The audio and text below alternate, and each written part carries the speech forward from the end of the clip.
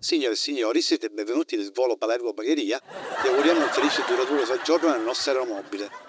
Durante le 3 ore in volo siamo certi che farete amicizia, imparerete tante cose e magari sbocceranno nuovi amori. Desideriamo richiamare la vostra attenzione su alcune dotazioni di sicurezza di questo aeromobile. Osservate come allacciare, stringere e slacciare le cinture di sicurezza, che potete usare a piacere con jeans e gonne, ma anche direttamente sulla pelle nuda, insieme alle bretelle disposte dietro la tasca dietro la spalliera della poltrona davanti.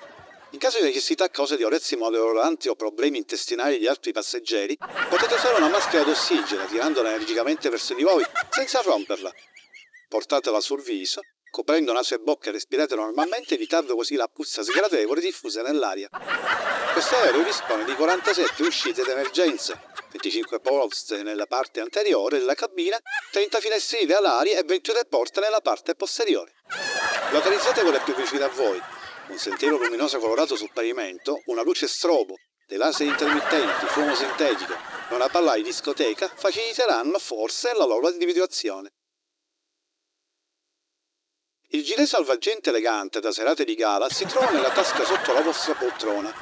In caso di necessità, indossatelo come vi sta abbossando l'assistente di volo. Concentratevi sul gilet senza lasciarvi distrarre dalla nostra assistente. Agganciate le cinghie sul davanti e tirate le estremità strette in modo che aderisca bene, quasi a strizzarvi. Tirate il laccio per fare broda e i beccucci arancioni che sono per figura. Subito dietro, nascosta, c'è la data di scadenza del giubbottino. A questo punto, sorridendo, potete anche farvi un selfie per gli amici.